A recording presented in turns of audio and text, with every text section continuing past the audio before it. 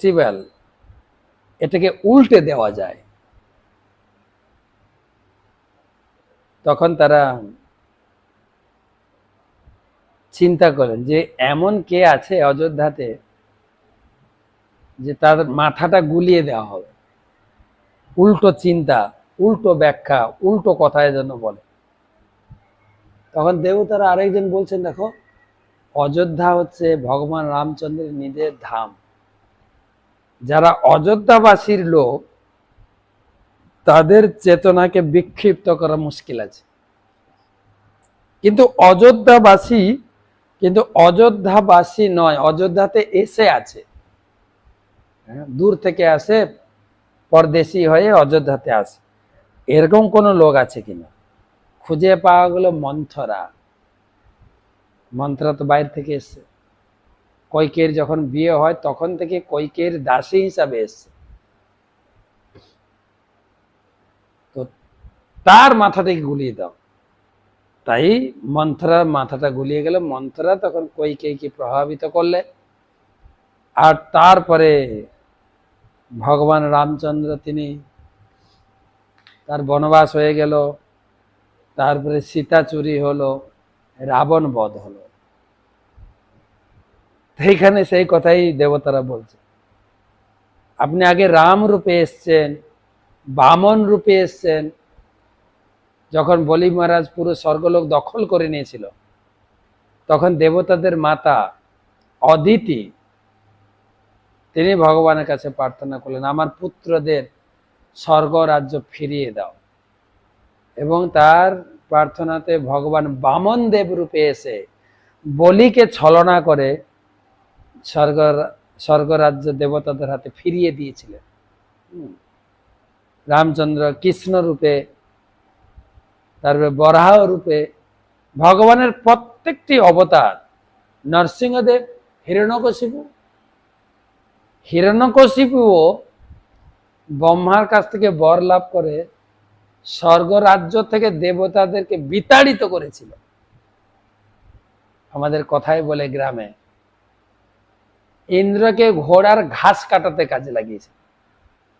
নারদ মুনি বিনা যন্ত্রে ভগবান হরির নাম কীর্তন বাদ দিয়ে অসুররাজ হিরণ্যকশিপু কি জয়, অসুররাজ।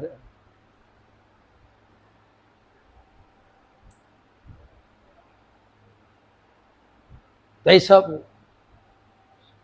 স্বর্গরাজ্য থেকে বিতাড়িত। তখন অদিতি মাতার প্রার্থনায় বামন রূপে এসে কিভাবে বলি মহারাজের কাছে ছলনা করে রাজ্য ফিরিয়ে দিয়েছিলেন দেবতাদের, এসব দেবতাদের সব মনে আছে। আপনি বামন রূপে এসে আমাদের হেল্প করেছেন, রামচন্দ্র রূপে এসে আমাদের হেল্প করেছেন, কৃষ্ণ রূপে এসেছেন, বরাহ রূপে এসেছেন, কুর্ম রূপটা কখন এসেছিল? যখন দেবতা অসুর বড় ধরনের একটা ফাইটিং চলছিল, ভগবান তিনি বললেন দেবতাদের যে এখন রজগুণের প্রকোপ বেশি চলছে, এই সময় কাল খুব খারাপ, তোমরা যুদ্ধে জয় লাভ করবে না, এখন যা জয় হবে অসুরদের দিকে যাবে, তোমরা যুদ্ধ করতে যেও না, তোমরা সন্ধি করো। সন্ধি বলে কিরকম না, অহিনকুল সন্ধি। অহি মানে সাপ, নকুল মানে ইঁদুর। সাপটা এখন জড়িয়ে গেছে শিকারীর জালে, ইঁদুরকে বলছে তুমি জালটা কেটে আমাকে বের করে দাও, তুমিও সুরক্ষিত থাকে, আমি সুরক্ষিত। তাই দেবতা অসুর মিলে তোমরা সমুদ্র মন্থন করো, আমি সবাইকে প্রতারণা করে তোমাদের অমৃত পান করাবো, তোমরা ধীরে ধীরে জিতে যাবে। এ ভগবান নিজে সমুদ্র মন্থন এবং অসুরদের থেকে সঙ্গে সন্ধি করার জন্য পরামর্শ দিয়েছিলেন। এসব দেবতাদের মনে আছে, আপনি কুর্মবে। তো তখন দুটো সন্ধি হলো যে আমরা সমুদ্র মন্থন করব দুই পক্ষ মিলে, মন্দার পর্বত নিয়ে আসা হলো, ক্ষীর সমুদ্রে ফেলা হলো,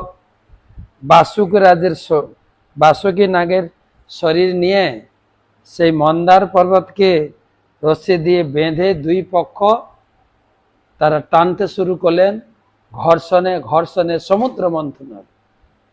কিন্তু পাথরটা এত ভারী ছিল, জলে ডুবে যাচ্ছিল। পাথর না থাকলে মন্থন হবে কি?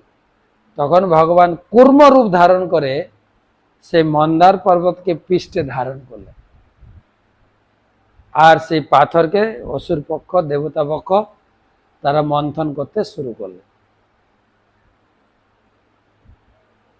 কোন কোন আচার্য বা কথাকার বলেছেন আসলে এটা দেবতাদের কাজ ছিল না, ভগবানের একটু পিঠ চুলকাচ্ছিল। গৃহস্থ কোন প্রভুর যদি পিঠ চুলকায়, স্ত্রীকে বলবে একটু চিরুনি দিয়ে পিঠটা একটু আঁচড়ে দাও না। সন্ন্যাসী ব্রহ্মচারীদের তো স্ত্রী নেই, তাদের পিঠ চুলকালে দেওয়ালে গিয়ে পিঠ ঘষে, আর ভগবানের পিঠ চুলকাচ্ছে। সমস্ত দেবতা সমস্ত অসুর নিয়ে এসছে, আর বিশাল মন্দার পর্বত নিয়ে বলছে এই পাথর দিয়ে ঘষো আমার পিঠে।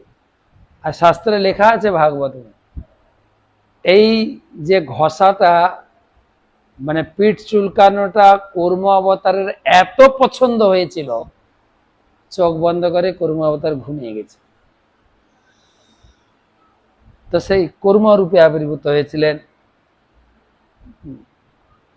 সুতরাং এখন প্লিজ আবির্ভূত হয়ে আমাদেরকে রক্ষা করুন।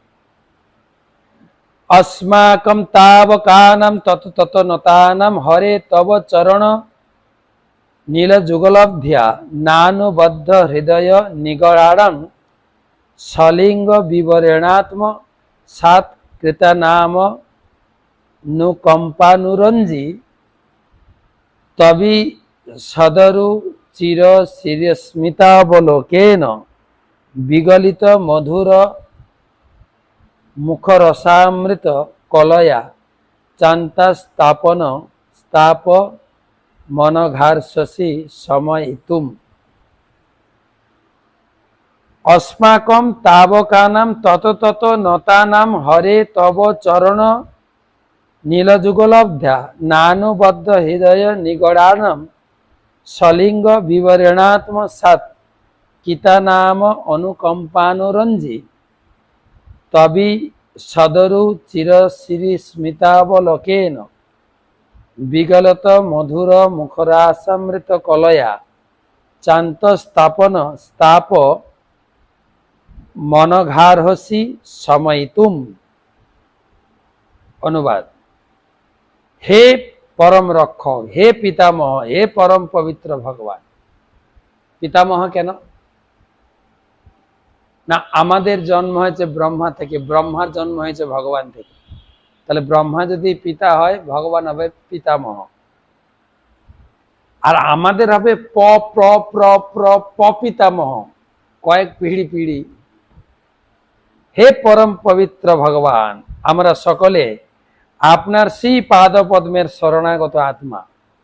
আপনার চরণারবিন্দ যুগলের ধ্যানে আমাদের চিত্ত প্রেম রূপ শৃঙ্খলের দ্বারা শৃঙ্খলিত। আপনি কৃপাপূর্বক অবতার রূপে নিজেকে প্রকাশিত করুন।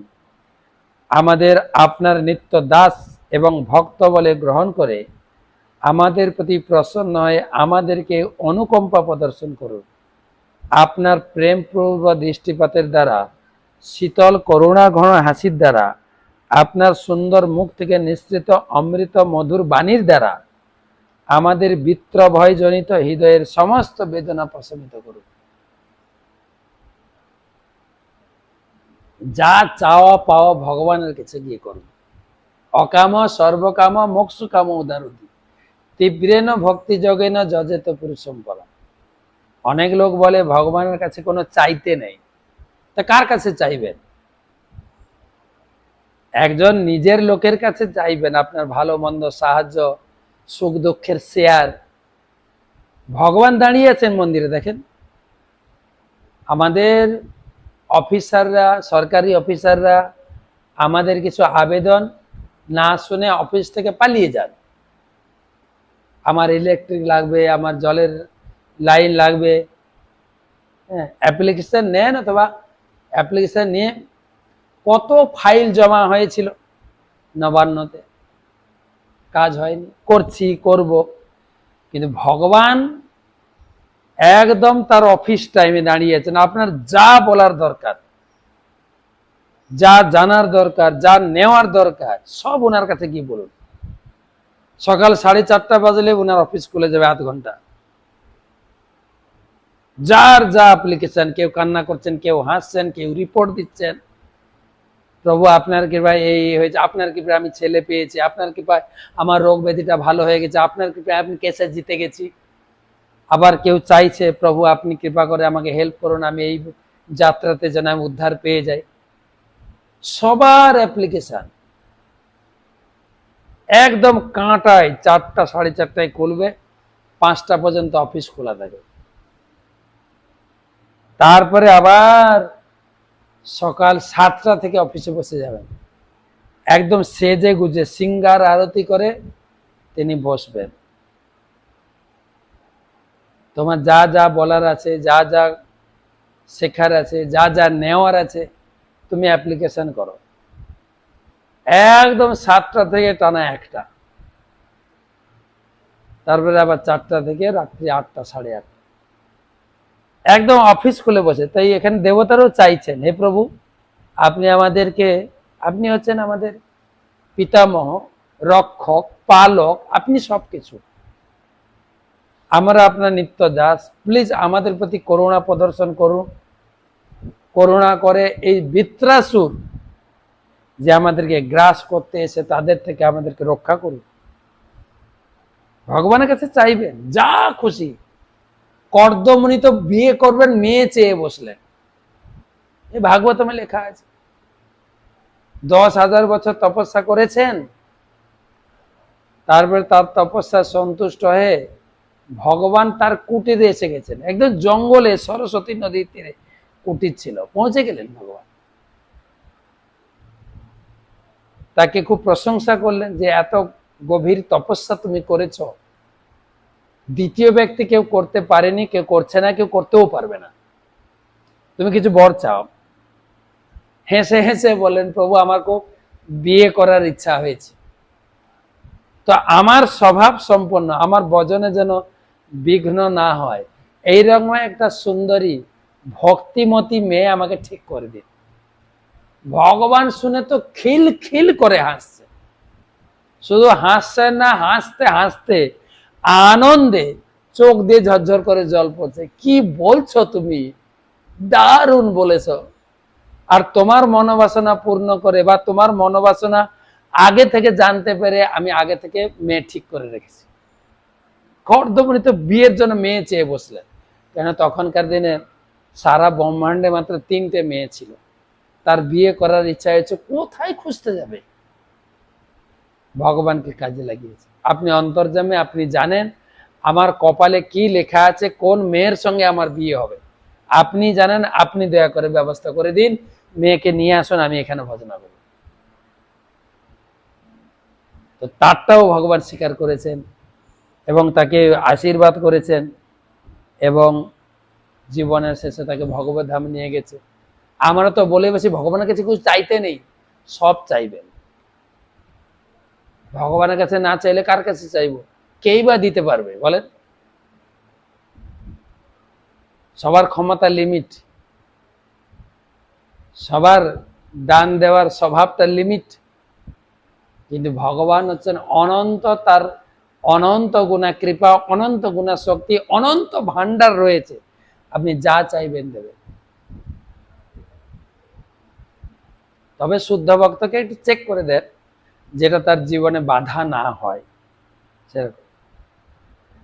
অত ভগবস্তবাস্মভি রখিল জগৎ উৎপত্তি স্থিতি প্রলয় নিমিত্তায় মান দিব্য মায়া বিনোদস্য সকল জীবনী কায়া নামন্ত হৃদয়েষু বহিরপি চ ব্রহ্ম প্রত্যাগাত্ম स्वरूपेण प्रधान रूपेण च यथा देश काल देहावस्थान विशेषम तदुपादन पलम्भकतयानुभवत सर्वप्रत्यय साक्षिण आकाश सशरीरस्य साक्षात् परब्रह्मण परमात्मन कियानिह वार्थ विशेष विज्ञापनीय सात विस्फुलिंगादि भी रिव हिरण्य रेतस। अनेक बड़ श्लोक। अथ भगवन् स्तवाव भीर अखिल जगत उत्पत्ति स्थिति लय निमित्ताय मान दिव्य माया विनोदस्य सकल जीवनिकाया नाम अंतर्हृदयसु बहिरपि च ब्रह्म प्रत्यागात्म स्वरूपेण प्रधान रूपेण च यथा देश काल देहावस्थान विशेषम तदुपादन पलम्भक तयानुभवत सर्वप्रत्यय साक्षिण आकाश शरीर साक्षात् परम ब्रह्मण परमात्मा किनानिह वार्थ विशेष विज्ञापनीय सात विस्फुलिंगादि भीरिव हिरण्य रेतस। हे भगवान, अग्नि स्फुलिंग जेमन समग्र अग्निर कार्य करते पारे ना तेमনি আপনার অংশস্বরূপ আমরা আপনাকে আমাদের জীবনের আবশ্যকতাগুলি জানাতে অক্ষম। আপনি পূর্ণ ব্রহ্ম, তাই আপনাকে আমরা কি জানাতে পারি? আপনি সবকিছুই জানেন, কারণ আপনি সর্বকারণে পরম কারণ, সমগ্র জগতের পালনকর্তা, সংহারকর্তা। আপনি সর্বদা আপনার চিন্ময় শক্তিতে এবং অনন্ত জড় শক্তিতে লীলাবিলাস করেন, কারণ আপনি এই সমস্ত শক্তির নিয়ন্তা। আপনি সমস্ত জীবের জড় জগতের অন্তরে বিরাজমান করেন, বাইরেও বিরাজ করেন। আপনি অন্তরে পরম ব্রহ্মরূপে, বাইরে জড় সৃষ্টির উপাদান রূপে বিরাজ করেন। তাই যদিও আপনি বিভিন্ন অবস্থায়, বিভিন্ন সময়ে, বিভিন্ন স্থানে এবং বিভিন্ন শরীরে প্রকট হন, তবু আপনি সর্বকারণে পরম কারণ পরমেশ্বর ভগবান। বস্তুতপক্ষে আপনি মূল তত্ত্ব, আপনি সমস্ত কার্যকলাপের সাক্ষী। কিন্তু আপনি যেহেতু আকাশের মতো সর্বব্যাপ্ত, তাই কেউই আপনাকে স্পর্শ করতে পারে না। পরম বরম পরমাত্মা সবকিছুর সাক্ষী আপনি। হে পরমেশ্বর ভগবান, আপনার অজ্ঞাত কিছু নেই। তো আমরা যে কি বিপদে পড়েছি আপনি সেটা জানেন। আমাদেরকে দয়া করে আপনি রক্ষা করুন, উদ্ধার করুন।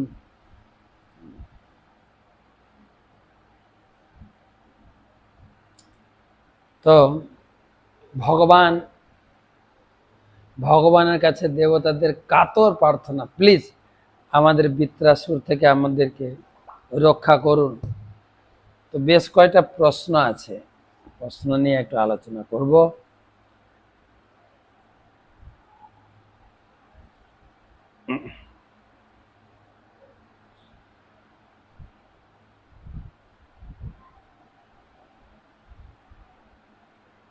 হ্যাঁ, প্রশ্ন করেছেন বৈদিক গুপ্তা। আমার একটি প্রশ্ন আছে। আমরা শুনেছি পুরুষোত্তম মাসে পরদ্বার ভজন নিষিদ্ধ। আমাদের তো এই মাসে প্রচার প্রোগ্রাম থাকে, বিভিন্ন বৈষ্ণব সেবা, বিভিন্ন গৃহে গিয়ে পাঠ কীর্তন। তো সেই ক্ষেত্রে কোনো গৃহে বৈষ্ণব সেবার প্রসাদ গ্রহণ করা যায় কি এই মাসে? বইতে লেখা আছে পরের বাড়িতে গিয়ে খাবেন না, আবার প্রশ্ন করছেন কেন? আপনি নিজেই লিখেছেন পরান্ন ভজন আর পরদ্বারে গমন। পরদ্বারে গমনে পরের স্ত্রীতে আপনি যৌনসঙ্গ করবেন না প্লিজ, আর পরের বাড়িতে গিয়ে ভোজন করবেন না এই মাস লেখা আছে। আপনি সেটা কোড দিয়েছেন, আবার আপনি বলছেন আমাদের তো খেতে হয়, কি করব? আমি কোনটা বলবো আপনাকে? না খেলে ভালো। আর আপনি যদি সবাইকে কৃপা করতে চান, যাবেন, হরিনাম শুনান এবং পাঠ করবেন, প্রসাদ পেয়ে চলে আসবেন। কেন মহান্তের স্বভাব এই তারিতে ব্রাহ্মণ কোনো কার্য নাই, তবু যান পরের ঘর।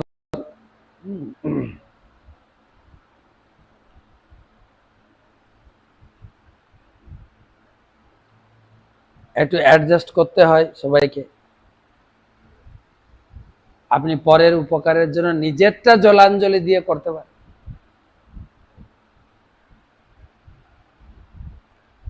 তারপরে প্রশ্ন করেছেন পীযূষ দাস, একটা কথা জানার ছিল। কথাটা হলো, তুলসী কাষ্ঠ যখন রাধা মাধবকে দেখাই, চরণে 2 বার, নাভিতে 2 বার, মুখমণ্ডলে 4 বার, সর্বাঙ্গে 7 বার, তো মহারাজ রাধা মাধবকে দেখাতে গিয়ে সেই কাষ্ঠ রাধারানীর চরণে দেখানো হয়ে গেছে, তো মহারাজ কি হচ্ছে আমার, না কি শুধু ভগবানের চরণেই দেখাবো? এইটা নিয়ে অনেক মতান্তর আছে। তো রাধারানীকে দেখানো যাবে না, গুরুদেবকে দেখানো যাবে না, সঠিকটা আমার জানা নেই, কিন্তু সবাইকে আমি বলি এইটা যেহেতু দ্বিধাদ্বন্দ্ব আছে, তাই আপনার কাজ করেন মাটির প্রদীপে দেখান অথবা পিতলের প্রদীপ, যা আপনার বাড়িতে আছে বারবার ইউজ করতে পারবেন। পিতলের প্রদীপটা বারবার ইউজ করা যায়, ইউজ করে আপনি ধুয়ে রেখে দেন, আবার কালকে ইউজ করেন। আর মাটির প্রদীপ না হলে একবার ইউজ করে ফেলে দেবেন। এতে আপনার দ্বিধাদ্বন্দ্ব নেই, কোথায় দেখানো যাবে কোথায় দেখানো যাবে না, কোথায় অপরাধ হচ্ছে কোথায় না। মাটির প্রদীপ না হলে পিতলের প্রদীপ। ভুলে যান তুলসী কাঠ। আর একটা প্রশ্ন নেব।